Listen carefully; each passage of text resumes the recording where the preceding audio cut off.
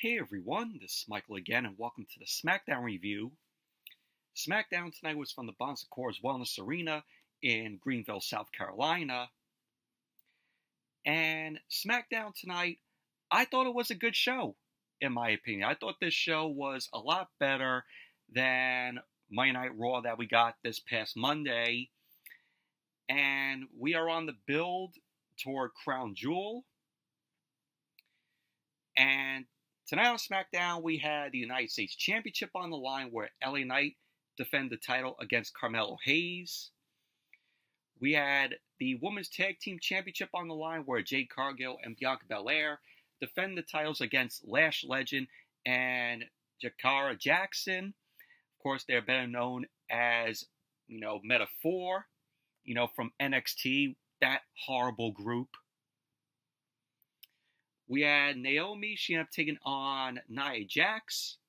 And the main event, we had Sikoa versus Jimmy Uso. Jimmy Uso making his in-ring return after being out for 6 months.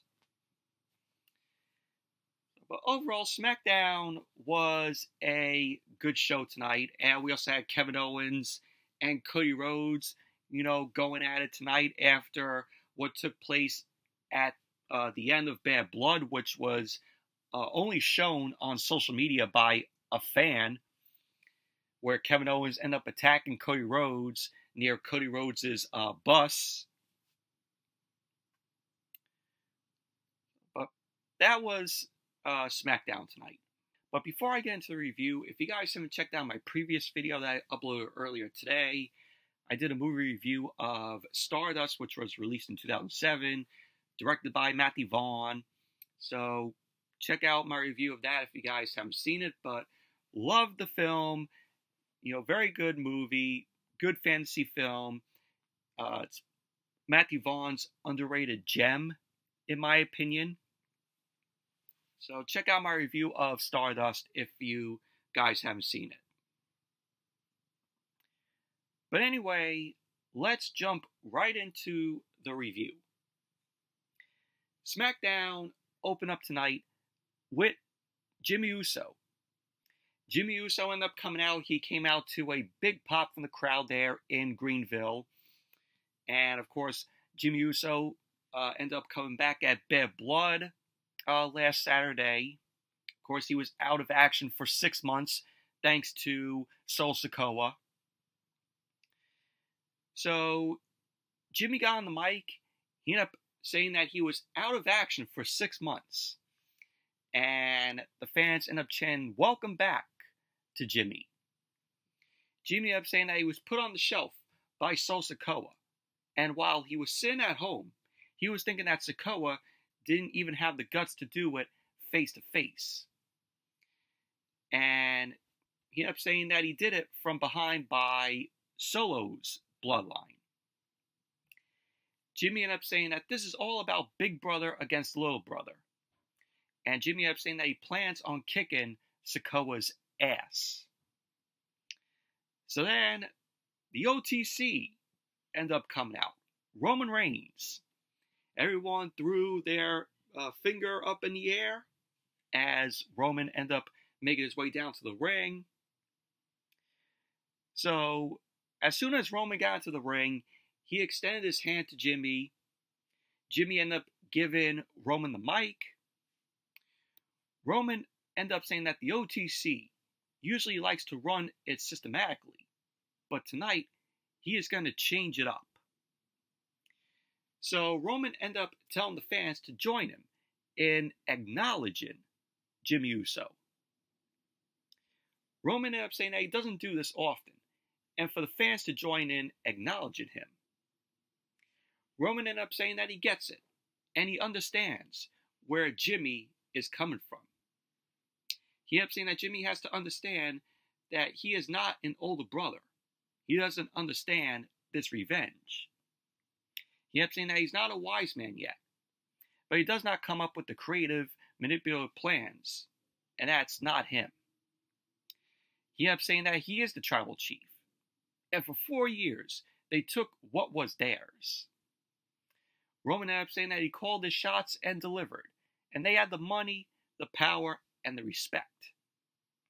Roman ended up saying that everyone feared them. They had championships. They had money. They had it all. So Roman ended up saying that he doesn't like his position right now, being out of control.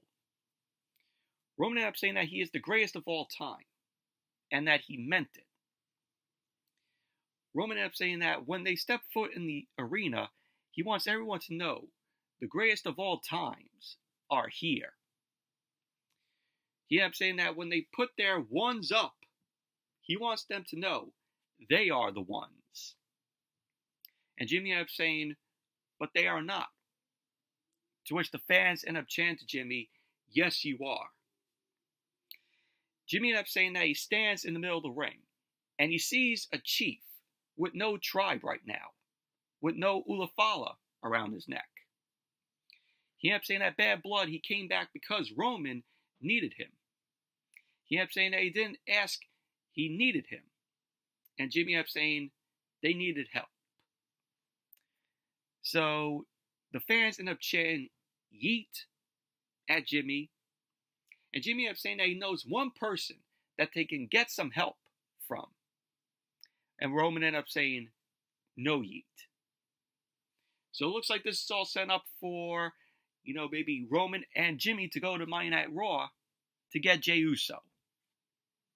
And that's when we're going to see the reuniting of Jimmy and Jay together. So Jimmy ended up saying that Roman will forever be his tribal chief. But Jimmy is the only one in the family that still acknowledges Roman. So Jimmy then dropped the mic. He left the ring. He looked back at Roman. And Roman was looking all confused about, what Jimmy ended up saying. And pretty much that was basically that. But like I said, this is all culminating into Jimmy and Jay coming back together. They're going to be siding, with Roman. So this is all set up for Survivor Series War Games, where it's going to be the old bloodline versus the new bloodline. That's where this is going to build towards. So that would be your men's War Games match at Survivor Series. I can't wait to see it happen. But overall, I thought this was a good segment to open SmackDown. Jimmy Uso coming out there and, saying that he was out of action for 6 months thanks to Sikoa. And then Roman Reigns coming out there. Good segment it was. And then as SmackDown came back from the commercial, we had the first match of the night. We had L.A. Knight, versus Carmelo Hayes. This was for the United States Championship. This was a solid match here. We had Andrade end up sitting by the commentary table watching the match. Of course, we all know that Andrade is going to get his 7th match against Carmelo Hayes. So can't wait to see that happen again. But Carmelo Hayes and Andrade, they delivered very good matches in, the 6 matches that they have fought in. They were just banger after banger. So the matchup got underway. Knight delivered a right hand to Hayes, and then he delivered a clothesline to Hayes. Hayes ended up getting back up. He ended up going for a clothesline, to which Knight ended up ducking. And then he clotheslined Hayes to the outside of the ring. So Knight ended up kicking Hayes into the commentary table. And then SmackDown went to commercial. Then when SmackDown came back from the commercial, Knight was in control of the match. He delivered an atomic drop to Hayes, and then he followed up with a clothesline. Knight then threw Hayes to the ropes, and he had a pop-up power slam, followed up by an elbow to Hayes. Knight ended up going for the cover, and Hayes kicked out. Knight then started stomping on Hayes in the corner. Hayes ended up getting back up, and he ran towards Knight, but Hayes ended up getting up, and he ended up hitting Knight with a super kick. So Hayes ended up going for the cover, and Knight ended up kicking out. We had later on, Knight ended up going for the BFT, but Hayes countered that, and he landed on his hands. Hayes delivered a scissor kick to Knight, and then he ended up hitting Knight with a cutter. Hayes ended up going for the cover, and Knight ended up kicking out. Hayes then ended up climbing up to the top rope. Hayes jumped off the top, and Knight ended up moving out of the way, to which Hayes ended up landing on his feet. Hayes ended up going for the cutter, but Knight reversed it, and Knight ended up hitting Hayes with the BFT. Knight ended up going for the cover, and there you go. LA Knight ended up winning the match, retaining the United States Championship. Overall, this was a solid match here between Knight and Carmelo Hayes. Back and forth between the both of them. And then we went backstage, and Jimmy Uso was shown walking. Jimmy ended up bumping into Cody Rhodes, and Cody ended up thanking Jimmy for what happened on Saturday. Jimmy ended up telling Cody to consider it a favor, but not to expect more. Cody then ended up telling Jimmy that Sikoa is not the same guy as when he left. Jimmy ended up telling Cody to handle his business, and Cody ended up telling Jimmy that he has been handling business on his own, and he respects that. So pretty much that was basically that. Cody ended up thanking Jimmy for helping him and Roman out on Saturday at Bad Blood. Then as SmackDown came back from the commercial, we were going to get the Women's Tag Team Championship match. We had Lash Legend and Jakara Jackson out there. They were walking down to the ring.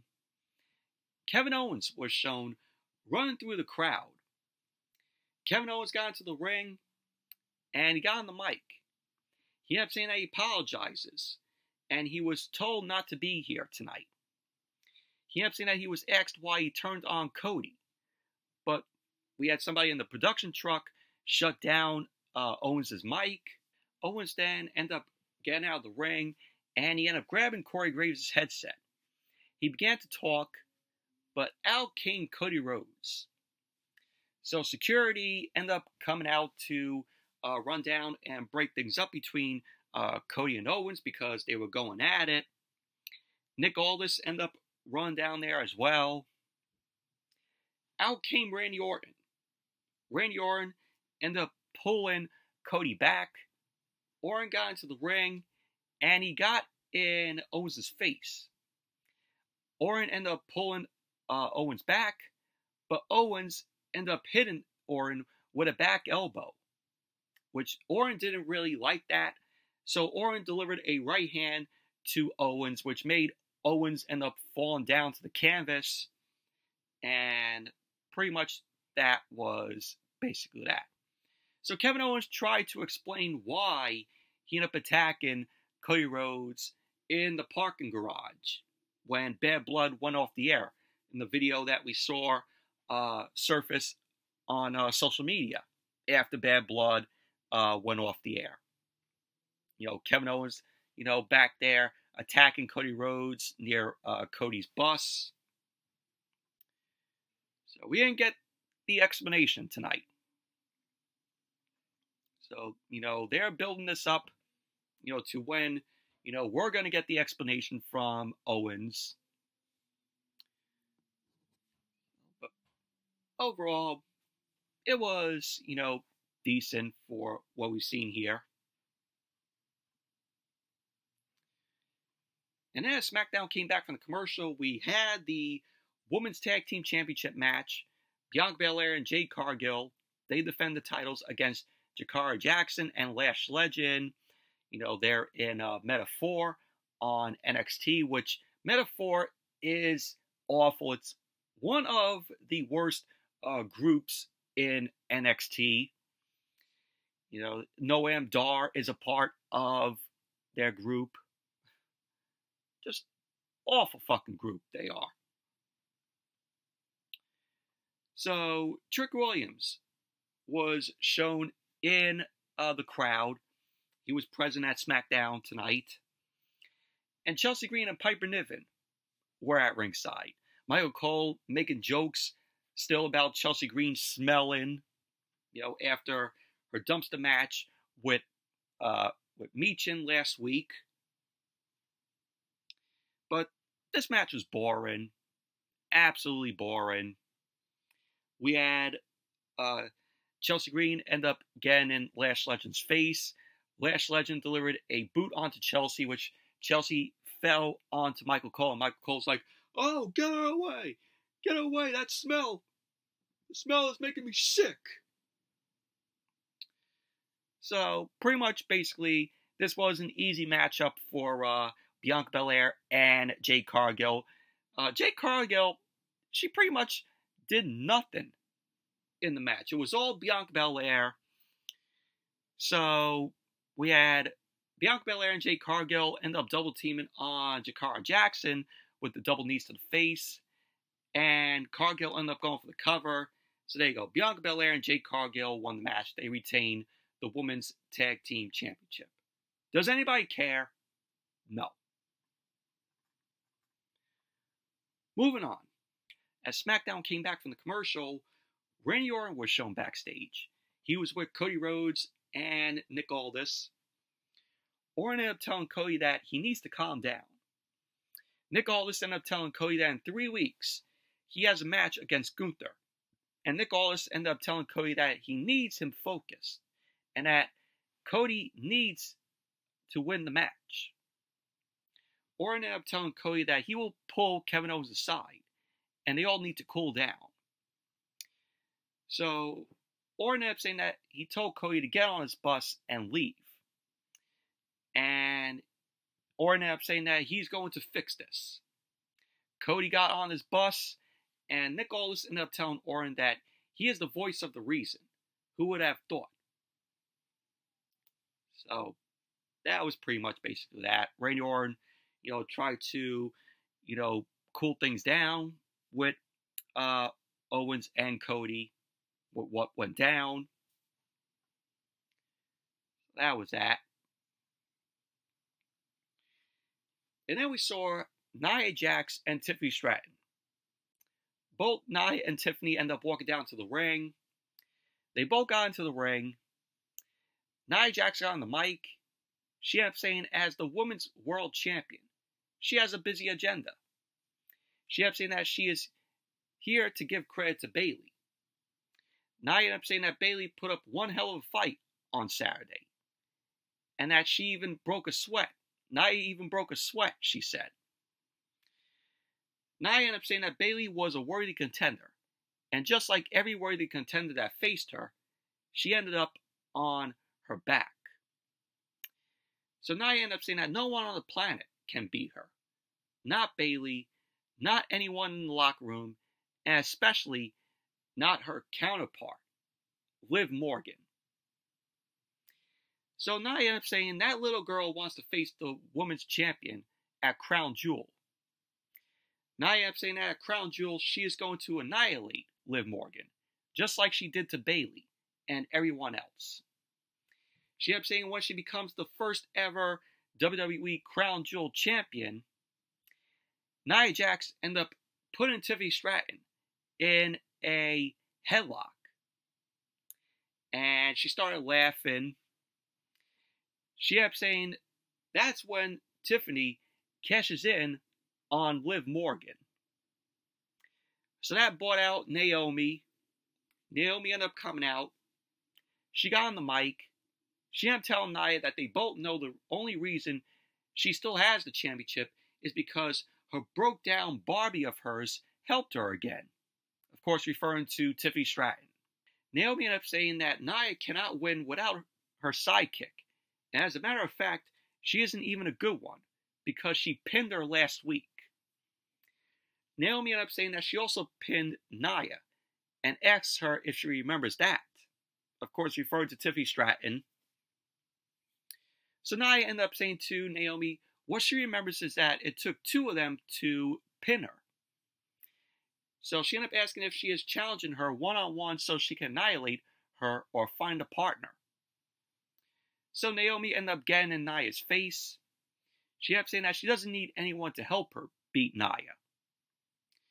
So Nia ended up saying that she is sick of Naomi's face. And Naomi ended up telling Nia that she can beat her right here, right now. So Nia then ended up telling Nick Aldis, if he can hear her, to bring out a ref. So a ref ended up running down, and then we heard Liv Morgan's music end up hitting. Liv Morgan came out along with Dominic and Raquel Rodriguez. So of course, you're all going to say, well, why is Dominic, Liv, and Raquel on SmackDown? Aren't they from Monday Night Raw? Well, of course, this is the build towards Crown Jewel. So Liv got on the mic. She kept saying that she is a little bit upset, and that they came all the way to make an example out of Nia. But it turns out she has her hands full. So Liv ended up saying what her, Dominic, and Raquel are going to do is they will go to ringside and watch the match with everyone else, as Nia will lose her match, just like she will lose to her at Crown Jewel. So Nia ended up pushing Naomi down, and pretty much that was basically how the segment ended. But overall, very mid-segment this was. And then as SmackDown came back from the commercial, we had Nia Jax versus Naomi. So the match got underway. We had them on commentary end up announced that Nick Aldis said that this match is not for the Women's Championship, because Nick Aldis ended up saying that Naomi has to earn a shot. And this was a decent women's match here. Naomi ended up bringing Nia Jax to a good match here in her, championship reign. So Nia delivered a splash in the corner to Naomi. Nia ended up throwing Naomi into the ropes, and she had pinned her with a splash. Nia Jax ended up going for the cover, but Naomi ended up kicking out. So Nia then threw Naomi face first into the second turnbuckle. She then got on the ring apron. She had run into Naomi, slamming her head first into the ring post. Nia ended up going for the cover, but Naomi ended up kicking out. We had Nia locking a headlock on Naomi, but Naomi ended up getting out of the headlock, and she did a head scissor takedown. And she kept slamming Nia face first onto the canvas. Naomi then delivered the leg drop to Nia, and Nia ended up rolling to the outside. Naomi was on the ring apron. She had pinned Nia with a drop kick, and Nia ended up going head first into the ring post. Naomi ended up climbing up to the barricade, but she ended up getting caught by Nia. Nia then ended up lifting Naomi up, and she delivered the Samoan drop to Naomi. So SmackDown went to commercial. Then when SmackDown came back from the commercial, Naomi was in control of the match. She delivered a super kick to Nia, which was followed by a bulldog into the second turnbuckle. Naomi then climbed up to the top rope, and she delivered a crossbody to Nia. So Nia went down. Naomi ended up going for the cover, and Nia ended up kicking out. So the ref was distracted. Stratton ended up kicking Naomi, and she ended up going to hit Naomi with the Money in the Bank briefcase. But Raquel ended up grabbing it from Stratton. So Stratton ended up telling Raquel to put the briefcase down. And that led to Naomi delivered a kick to the side of Stratton's head. Naomi ended up getting in the ring, and Nia ended up slamming Naomi down. Nia then ended up climbing up to the top rope, and Raquel got on the ring apron to distract the ref. That led to Liv Morgan hitting Nia with the Money in the Bank briefcase, which that led to Naomi end up getting up, and Naomi ended up powerbombing Nia. Nice powerbomb delivered from Naomi to Nia Jax. So Naomi ended up going for the cover, and there you go. Naomi ended up winning the match. She pinned the women's champion. So, post-match, Rhea Ripley's music ended up hitting. And she ended up running towards Raquel Rodriguez. Happy birthday to Rhea Ripley. It's her birthday today. So, happy birthday to Mommy. So, Rhea ended up throwing Raquel into the barricade. She then ended up going after Liv Morgan, but Liv ended up getting into the ring. Nia ended up grabbing Liv, but Rhea delivered a kick to Nia's face. Rhea ended up grabbing Liv, but Dominic got on the ring apron. Rhea ended up going for a right hand onto Dominic, but Dominic ended up jumping off the ring apron, and Liv rolled to the outside, and pretty much that was basically that. Overall, decent match between Nia Jax and Naomi. And then we saw Carmelo Hayes backstage. Carmelo Hayes, he had a bag of ice on his head. Carmelo Hayes ended up telling Nick Aldis that Andrade screwed him out of his match. Nick Aldis ended up telling Carmelo Hayes that last time he checked, him and Andrade are tied at 3 wins each. He ended up saying that there is only one solution, Game 7. And the winner of that may get in line for a United States Championship match, for a United States Championship shot. So Nick Aldis ended up telling Carmelo Hayes not to miss. So Carmelo Hayes ended up walking away. So that's good. We're getting, the 7th match between Hayes and Andrade. And hopefully the winner will get in line for a shot at the United States Championship, and they will face LA Knight. So in came Legado del Fantasma. Santos Escobar ended up telling Nick Aldis that he sees a pattern. He ended up saying Carmelo and Andrade seem to have a permanent spot in his title opportunity. So we had Santos end up asking Nick Aldis why. Aldis ended up saying that Escobar had a chance for the title, and he fell short. He ended up saying that he is waiting for Santos to bounce back. So Santos ended up asking Nick Aldis about Elektra Lopez and Legado del Fantasma. Aldis ended up saying that they have a match next week against a special team. A team he handpicked for them. So, of course, this was talking about Angel Garza and Humberto. So, Nick Aldis ended up saying that if they can get through them, they have proved that they deserve a title shot. So Escobar ended up telling Nick Aldis that he won't regret it. So Nick Aldis ended up saying he won't regret it, but Escobar might. So it looks like the team that Garza and Humberto will be facing next week will be the debut of the Motor City Machine Guns. So I sense that next week. I think that's going to be the Motor City Machine Guns' debut match on SmackDown against Garza and Humberto. So then we saw Sikoa backstage. He ended up saying that Jimmy won't get his revenge tonight, and that Jimmy might be the big brother, but tonight he is the tribal chief, and Jimmy will acknowledge him. So that was what Sikoa had to say. And then as SmackDown came back from the commercial, we saw the Street Profits and DIY. They were arguing backstage. Nick Aldis ended up saying that last week was their shot. But he has a new tag team showing up next week, which of course is going to be the Motor City Machine Guns. So Nick Aldis ended up looking outside and he called for security. And we saw Kevin Owens.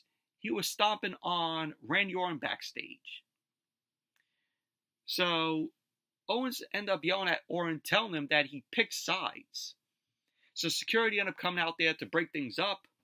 And pretty much that was basically that. So Randy Orton trying to calm things down between Owens and Cody didn't work out that well. Main event. Sikoa versus Jimmy Uso. This is Jimmy Uso's return in the ring on SmackDown after being out for 6 months, thanks to Sikoa. And this was a good main event. Of course, we had the Bloodline out there. We had Jacob Fatu, Tama Tonga, and Tonga Loa. So the match got underway. Solo ended up telling Jimmy that he is his tribal chief. Sikoa then ended up raising his finger in the air, and Jimmy ended up hitting Sikoa with a right hand. Jimmy then chopped at Sikoa, but Sikoa delivered an elbow to Jimmy's face. Sikoa then ran towards Jimmy. Jimmy ended up lowering the top rope, which led to Sikoa falling to the outside. Jimmy then delivered a suicide dive onto Sikoa. Jimmy then threw Sikoa back into the ring, and Jimmy ended up going up to the top rope. He jumped off the top rope, but Sikoa delivered a right hand to Jimmy. So Sikoa then distracted Jessica Carr, who was the ref, and Jacob Fatu delivered a right hand onto Jimmy. Sikoa then grabbed Jimmy, who was on the ring apron, and he tried to throw Jimmy into the ring post, but Jimmy ended up blocking it, and that led to Jimmy slamming Sikoa into the top turnbuckle. Jimmy ended up going for a superplex, but it got blocked by Sikoa. Sikoa delivered a right hand to Jimmy, which was followed by a clothesline. Jimmy slowly ended up getting back up, but Sikoa delivered a right hand to Jimmy, and Jimmy then fell to the outside. And once again, Jessica Carr was distracted, and Jacob Fatu ended up show tackling Jimmy. So SmackDown went to commercial. Then when SmackDown came back from the commercial, Jimmy was in control of the match. He delivered some right hands to Sikoa, but Sikoa came back and delivered a spinning heel kick to Jimmy. Sikoa once again distracted Jessica Carr. Jacob Fatu once again got involved, and he delivered a right hand onto Jimmy. So Sikoa ended up lifting Jimmy up. Jimmy ended up landing on his feet, and he delivered a DDT to Sikoa.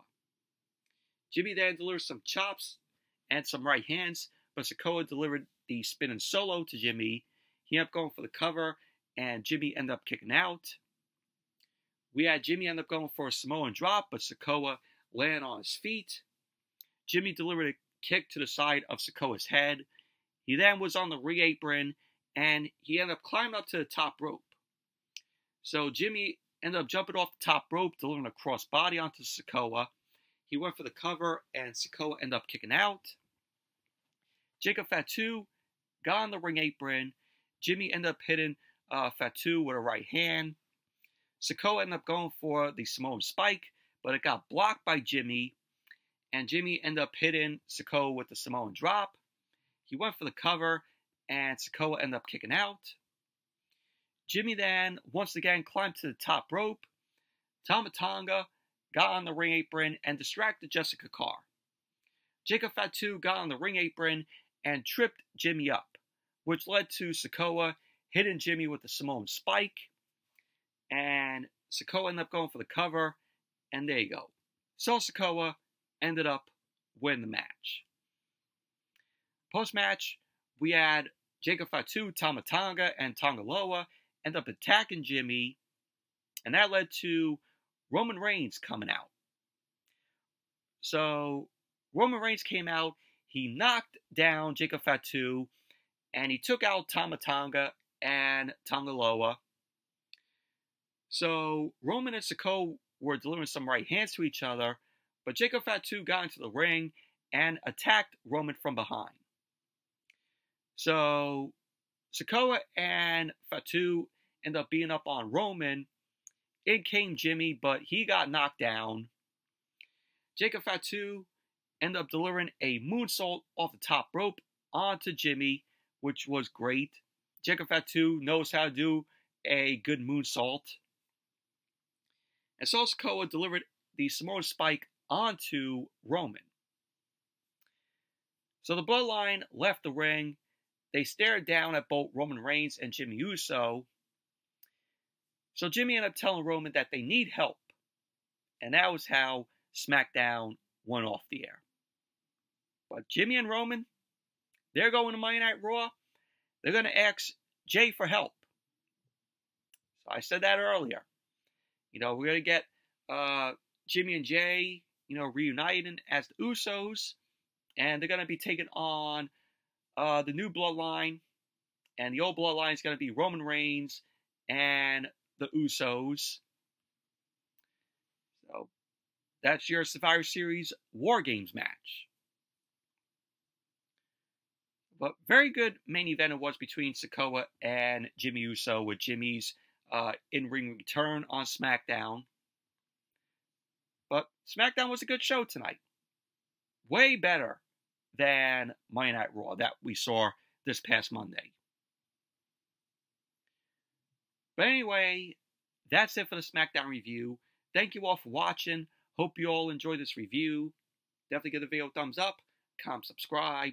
Tomorrow is AEW Wrestle Dream, which I will be watching, but I don't know if I will be reviewing it because, AEW pay-per-views, they end here at like midnight, and then my review, if I did a review, it won't be up until like 1:30, 2 o'clock to get everything edited, together.